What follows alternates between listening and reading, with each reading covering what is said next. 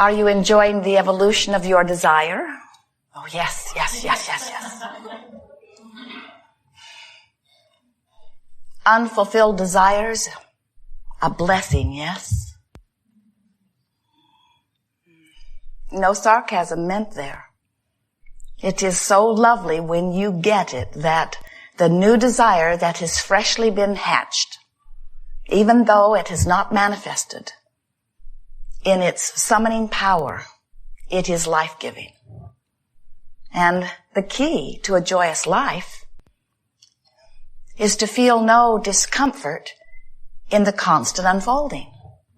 Joyous in my now, eager for more, not discouraged because something that I believe I want has not yet shaped up or formed up or shown up, but eager and understanding that it is all coming, and that the perspective that I, meaning you, standing in your physical bodies, now hold is a precious, glorious perspective. Now, where the physical me, meaning you, meets the non-physical you, meaning us, standing here in this powerful now. All of your power is now because your ability to focus is now. And you can tell how well you are focused, meaning how much of the source that is really you are allowing to focus through the lens that is the human you. You can tell how you're doing by how you feel. Your emotions are literally the focusing mechanism. We have some new terminology that we're offering, and we call it when you're beating the drum of something. When you're beating the drum of not enough money, even though you really would like more money cannot be experienced by you, not right now, not while the beating of the drum of not enough money is the dominant vibration you've got going.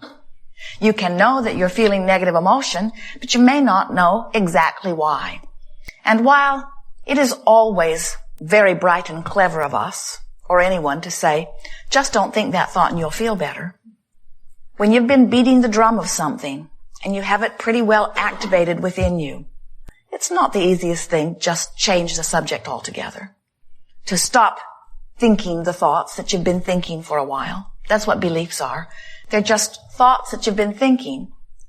You've been beating the drum of the thought so that it comes forth to you more easily. For example, it's easy in your environment to hold the thought that in my longer on this planet years, my physical experience will be diminished. It's easy for you to beat that drum because there have been so many who have wanted you to see your life that way.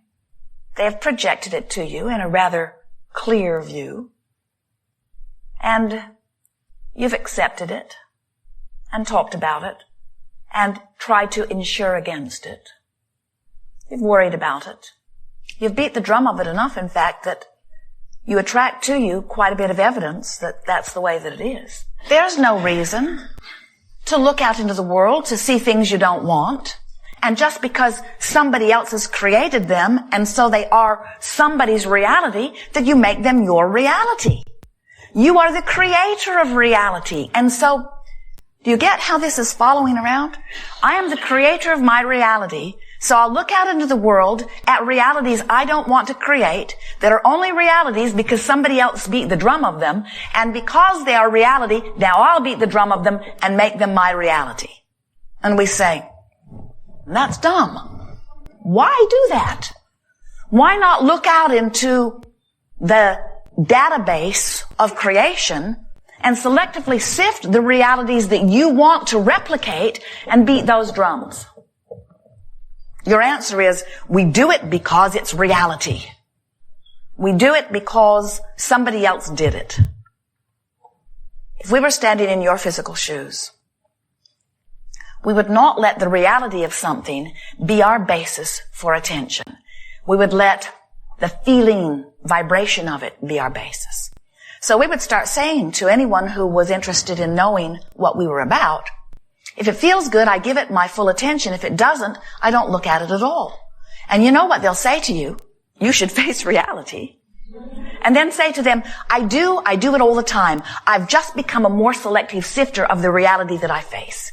Because I've begun to discover that whatever reality I'm facing, whatever reality I'm talking about, thinking about, remembering, regurgitating, whatever reality I'm making statistics of, whatever reality I'm holding for very long in my vibration becomes my own reality. And I have become particular about the realities that I replicate in my experience because I've discovered I can create reality. I can create reality. I can create reality and I can choose the reality that I am creating. Ooh, we love saying that to you. You are creators, and you can create anything that you want, but there's a better way of saying it. You can and will create anything that you are giving your attention to. So you are born with this magnificent barometer, this guidance system, this emotional center that lets you know how you're doing right now. And right now is all that matters because right now is the drum you're beating. Right now is the vibration that you're emanating. Right now is setting up your now and future experiences. And so it doesn't matter what you have created before. It doesn't matter what you have thought about before. It doesn't matter where you've been before. All that matters right now is your relationship between what you now want in your wisdom with all of this experience that you've gathered and what you are thinking about in relationship to it. If you want more money now, you must stop beating the drum of absence of money. You got to stop talking about there not being enough. You've got to stop beating the drum of not enough. And you say, well, how can I not notice? And we say, oh, of course you're going to notice. Just don't make a federal case out of it. Just don't focus upon it incessantly. Stop talking about it. Stop using your not enough money as the basis of explaining to people who you are. So many who want more money walk down the street and everyone they meet, they say, I don't have enough money. They'll look in a shop window and they'll complain that it costs too much. Or they will see someone who is spending money freely and they will criticize them as if there is something wrong. You've got to stop feeling bad about money if you want more money to come. Is there anyone here who would like an improved physical condition? Then you've got to stop focusing upon the physical condition that is bothering you. You've got to stop saying, I don't feel good. You've got to stop beating the drum of what you do not want. And now, we're going to free you from all of that by explaining to you why you beat the drum of what you do not want. It's very simple. You know from the very core of your being that you're supposed to feel good. And when you don't feel good, you know something is really, really wrong. And then you set out to explain why you don't feel good. Because you know not feeling good, not feeling happy about money, not feeling good about your body, not feeling good about your relationship, not feeling good about your job, not feeling good about your work environment. You know that it is wrong. You know that you're supposed to feel good. And when you don't, you feel like you need to explain to someone why it is. So you keep explaining that if it were not for this, that you would feel better. Not realizing that if it were not for talking about if it were not for this, it would not be a vibrational player in your experience. Now, even though we know, and even though you know that we know, that talking about what is often doesn't serve you, especially if when you talk about what is, it doesn't feel good. We all know that you can't all of a sudden stop the patterns that you've developed. And we want to say to you, that's okay too. In other words, we see so often something isn't going the way you want it to go. And that makes you feel bad. And then you feel bad about feeling bad. And then you feel really bad about having felt so bad about feeling bad. And then you really feel bad about having felt bad. Because you know you're supposed to feel good. And then you talk to your friends about how bad you feel about not feeling better. So make a new decision today that you're going to make the best of wherever you are. And pat yourself on the back and say to yourself that the best that you can make of it is good enough and nobody else knows. What we mean by that is sometimes when you're in the depths of despair about something, anger is a relief. But somebody who has not been in the depths of despair and who is rarely angry You know, one of those bright-eyed, bushy-tailed, annoying people who sees you in your anger may very well say to you, your anger is misplaced, you should get over it. At which point, you'd like to punch their lights out. Because they don't know. No one can know that the anger that you're feeling right now was a big improvement over the despair that you were feeling before you chose the anger. Nobody knows that the anger that you're feeling, and maybe even displaying, is an improvement in your vibrational stance. That in order to stop beating the drum of despair, you chose the drum of anger, and it was a better drum. Now, we're not encouraging you to stay stuck in anger. We're encouraging you to take the bridge from depression that anger gives you, but then keep saying the same thing. I'm going to still keep trying to find a better feeling. I'm going to still try to make the best of this. What we are wanting you to begin saying is, nobody else gets to decide whether my anger is misplaced or not. And if I choose anger over grief, I'm going to start patting myself on the back that I've made a bridge toward joy. And just because somebody catches me in the middle of my bridge, that would be like traveling from San Diego to Phoenix and beating up on yourself because you're in Yuma. And saying to yourself, I'm supposed to be in Phoenix, why am I in Yuma? And some wise person might say to you, because Yuma's on the way. About halfway between San Diego and Phoenix. It's on the way. And even though you know what your destination is, you don't beat up on yourself because you're not there right now. You have come forth into a creative environment at a time when the energy is moving faster than we've ever seen it, any time, any place, anywhere.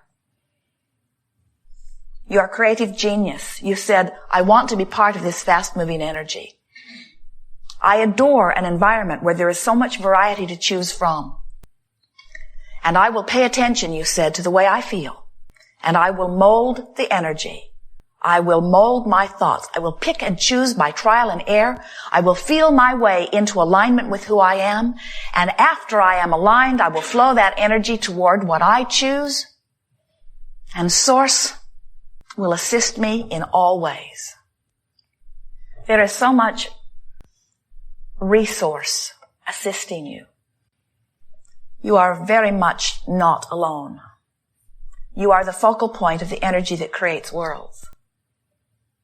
And all that energy and all that source adores you and will give you evidence in every moment of every day, if you will allow it, to help you to know the perfection that we know you are.